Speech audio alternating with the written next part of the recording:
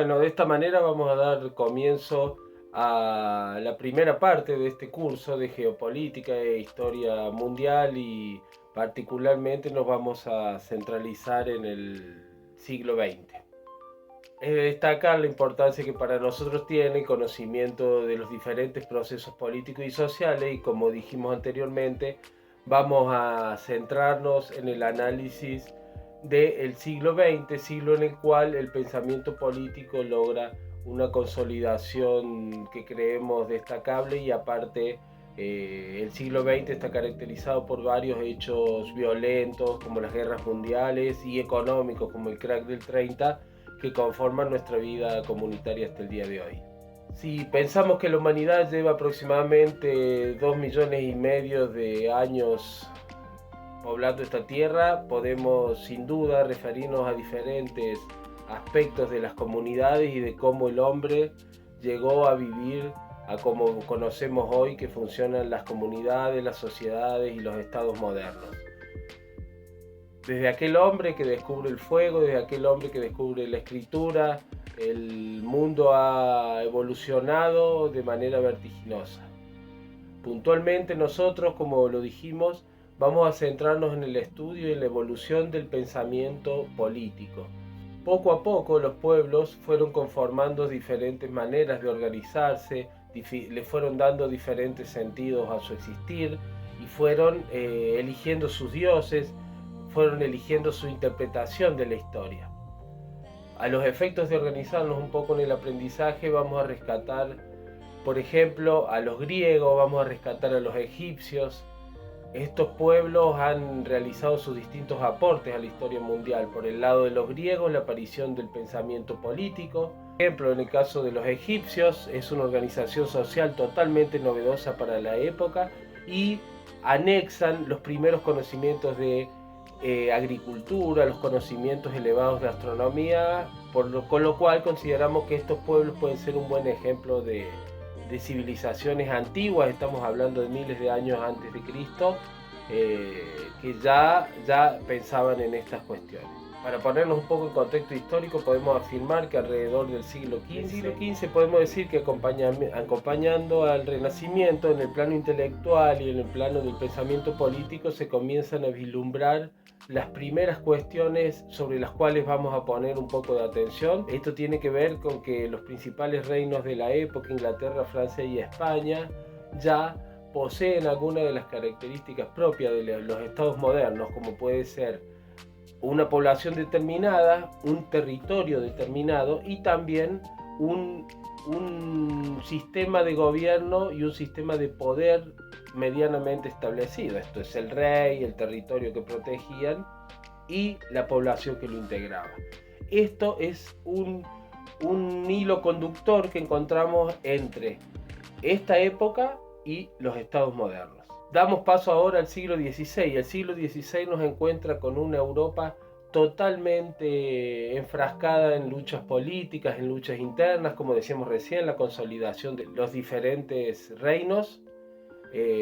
Entonces, bueno, como decíamos, en una Italia puntualmente convulsionada por su organización interna, esto es ya la creación de principados y reinos a su interior, es que aparece la figura de una persona que hemos escuchado hablar, un intelectual del pensamiento político que hemos escuchado hablar mucho y bueno, que está bueno que conozcamos también su historia y su importancia. Nos estamos refiriendo a Nicolás Maquiavelo. Nicolás Maquiavelo, un asesor del gobierno de Florencia, su ciudad natal, se convierte en la primera persona que va a dejar de lado la incidencia de Dios y la incidencia de ese, también lo hacemos referencia, teocentrismo para pasar a un antropocentrismo, esto es, dejar de lado a Dios como centro de todo y pasar a considerar al hombre como artífice de su propio destino. Lo que marca Maquiavelo en su aporte a la teoría política es la existencia de una dimensión política. La existencia de una dimensión política, Maquiavelo comienza de esta manera a hablar del tema del poder, la cuestión de la razón, la importancia de la fuerza también en el ejercicio del poder, con lo cual estamos anexando ya conceptos y aspectos que son importantes al momento de analizar la realidad política. Inglaterra, como el reino más poderoso de Europa, conjuntamente existe también un incipiente parlamento, con lo cual Inglaterra se convierte en una precursora respecto a lo que es las monarquías parlamentarias, y paralelamente también el apoyo teórico de este siglo lo va a marcar Thomas Hobbes con su obra El Leviatán, una obra que por primera vez también plantea ya no el hombre protagonista de su destino, sino la existencia de un ente superador, como conocemos hoy un Estado, o sea, un ente superior a las individualidades que controle y organice su vida. El paso del estado de naturaleza al estado en sociedad es uno de los aportes que hace Hobbes a la teoría política. Paralelamente también en este siglo, en el siglo XVII, aparece también Montesquieu y el espíritu de las leyes. Montesquieu va a ser el primero que va a plantear la división de poderes tal cual los conocemos hoy. Esto es poder legislativo, poder ejecutivo y poder judicial. Como decía, Montesquieu va a ser primero el que va a plantear estas cuestiones. Si estamos haciendo referencia a la aparición de parlamentos conjuntamente a las monarquías como sistema de gobierno, tenemos que marcar acá otro hecho importante, la aparición del liberalismo como una ideología que va a apuntar, al menos en sus comienzos, ya vamos a ver la diferencia con lo que entendemos por liberalismo hoy en día, en este comienzo, en sus incipientes comienzos, planteaba proteger al individuo ante el avasallamiento de las monarquías por sobre, como decimos recién, los derechos individuales. El siglo XVIII es fundamental para entender qué va a suceder en el siglo XX y qué está sucediendo en día hoy. ¿Por qué decimos que es fundamental? Porque en el siglo XVIII el mundo ya no va a ser el mismo, porque suceden dos hechos, uno trascendental en el aspecto social y otro en el aspecto económico. ¿A qué nos estamos refiriendo? Puntualmente a la Revolución Francesa y a la Revolución Industrial. La Revolución Francesa sucede en 1789, paradójicamente, en Francia. Es un conflicto social y político que va a marcar una etapa histórica, esto es, el fin del feudalismo, el fin del sistema monárquico estaba sostenido en el sistema feudal. ¿Qué tiene que ver, qué es lo que es el sistema feudal? Lo explico rápidamente. El sistema feudal es el hombre trabajando en el campo, produciendo sus productos, algunos incipientes talleres artesanales, que para protegerse deben pagarle a un feudo, o sea, un dueño de las tierras, debe pagarle un impuesto, y este feudo realiza la protección de este campesino, ¿sí? Ese es más o menos a grandes rasgos, ¿sí? el sistema feudal. Entonces decimos de que la Revolución Francesa marca el final de este sistema feudal y marca también el final del sistema monárquico absolutista, ¿sí? Y nace, como decíamos, de este campesino, de este artesano, del agrupamiento de ellos, nace la burguesía. Esta nueva clase social, si le podemos decir, en ese momento todavía no existían las clases sociales, ese es un aporte que va a hacer otro autor posteriormente a esta época histórica. Esta burguesía es la que se va a quedar con el poder, y Francia ya no va a ser la misma. El mundo ya no va a ser el mismo. ¿Cuál es el mayor aporte que hace este conflicto político y social a la historia de la humanidad? Es la aparición de la soberanía política. Esto es el concepto de que el pueblo podía decidir su futuro. El otro gran aporte que destacamos también del siglo XVIII es la Revolución Industrial. ¿Qué es la Revolución Industrial? La Revolución Industrial se da en la segunda mitad del siglo XVIII, particularmente en Inglaterra. Esta revolución va a posicionar a Inglaterra como la gran potencia mundial. Está fuertemente relacionada con ¿qué? Está relacionada con que existe un paso de esta economía rural a la que hacíamos referencia recién del que era característica del feudalismo, pasa a convertirse en una economía urbana. ¿Qué tiene que ver? ¿Qué significa esto? En una comunidad urbana, industrializada, mecanizada y que ya comienza a conformar las ciudades tal cual las conocemos hoy. Entonces podemos afirmar que la revolución industrial implica una gran transformación económica, tecnológica y social. Va de esta manera, con esta transformación, a incrementar la riqueza y la producción, principalmente la industria textil, que es lo que en lo cual Inglaterra va a asentar esta gran revolución industrial. El textil y el carbón van a ser principalmente las actividades que van a realizar estas incipientes industrias. La revolución total va a llegar con la máquina de vapor, porque esa máquina de vapor va a permitir otro funcionamiento de las embarcaciones y de la producción en general. Cuando decimos que se producen fuertes transformaciones sociales, nos estamos refiriendo a que a partir del siglo XVIII y este fenómeno de la revolución industrial van a aparecer algunos aspectos centrales que al día de hoy nos marcan la discusión política. En primer lugar, como lo dije recién, va a aparecer y se va a consolidar esta burguesía a la que hacíamos referencia con la Revolución Francesa, se va a consolidar como clase social. Y va a aparecer también el capital, que es el dinero, que es el que puede adquirir los productos, que puede comprar maquinarias, y la burguesía, que es lo que decíamos recién, que son los dueños de la máquina.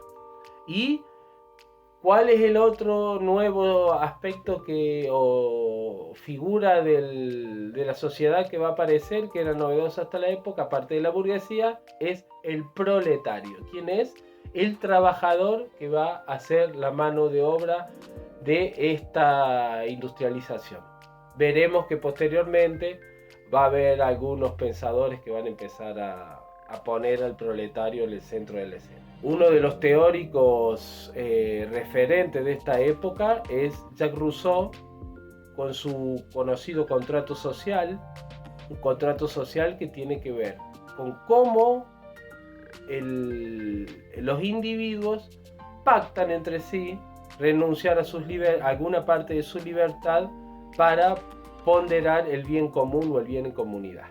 Esto viene a fortalecer las ideas que previamente venimos diciendo que han aparecido en la teoría política. El siglo XIX. Bueno, el siglo XIX, indudablemente producto de lo que estuvimos hablando hace unos minutos con respecto al impacto de la Revolución Francesa y la Revolución Industrial en el siglo XVIII, podemos decir de que este siglo XIX nos encuentra con una expansión de todas las ideas libertarias y ideas de cuestionamientos, podemos decirle así, a las monarquías existentes, con lo cual comienzan a aparecer en diferentes lugares del mundo. Particularmente estamos hablando de un mundo fuertemente influido por la cultura europea, como decíamos. Entonces, ante esta decadencia de las monarquías, le podríamos llamar, y una aparición de los estados, de las democracias censitarias, esto es, del poder por parte del pueblo, más allá de las diferentes maneras puntuales que cada país iba adoptando, esto hace que se consolide aún más la idea esta de la participación popular. Y hace aparición en el campo de la teoría política alguien que va a ser motivo de discusión hasta hoy, que es Karl Marx, con su manifiesto comunista particularmente, y existe otra obra también llamada El Capital. Marx se va a meter de lleno en el estudio de las clases sociales, se va a meter de lleno en la dialéctica materialista, se va a meter de lleno en cuál es el rol de ese proletario y qué debe hacer los trabajadores del mundo. Ellos aspiraban a una gran organización mundial de trabajadores que le pusieron freno al desarrollo capitalista y que actuara de contrapeso enfrentando a la burguesía y al capital. La teoría marxista es horas y horas y horas de discusión y de aprendizaje, porque la verdad que es adentrarse en una manera de entender la historia que es en gran parte la que poseemos varios, esto es, analizarla según el desarrollo de sus clases sociales. Bueno, ya estamos llegando al siglo XX. ¿Qué podemos decir? ¿Cómo nos encuentra el mundo? Bueno, el mundo se encuentra marcándole un fin al liberalismo económico. ¿Qué queremos decir con esto? Aquella referencia que habíamos hecho del nacimiento del liberalismo en el siglo XVII, a lo largo del tiempo fue consolidándose, y con la aparición de los estados-nación, con la aparición de una mano de obra especializada, cada país comienza a poner impuestos, ya sean del tipo aduaneros, ya sean del tipo de tarifas y aranceles para el tráfico de productos. Entonces podemos decir que en esta etapa empieza a entrar un poco en crisis este supuesto liberalismo económico, ya que cada país defiende sus cosas. Como decíamos, estamos observando un mundo en el cual existe una gran interacción entre los países. Esto da nacimiento a otro aspecto clave para entender hacia dónde va el mundo en estas épocas, que tiene que ver con el imperialismo. ¿Qué es esto? Los países centrales desarrollados, principalmente Francia, principalmente Inglaterra, los Estados Unidos de Norteamérica, que para este entonces ya se habían convertido en un gran polo de desarrollo tecnológico e industrial. Estos países saquean a los países subdesarrollados con los recursos humanos que necesitan para sus producciones. Entonces es aquí cuando los países se encuentran inmersos en una gran competencia para colonizar estos países subdesarrollados. Por otro lado, estos países comienzan a armarse y a competir también en el terreno bélico. Carlos Marx va a servir de inspiración para la aparición de una nueva manera de entender el mundo que llamamos socialismo. Una crítica al sistema capitalista, una crítica a la explotación mediante los medios de producción que se produce acerca de los proletarios de todo el mundo.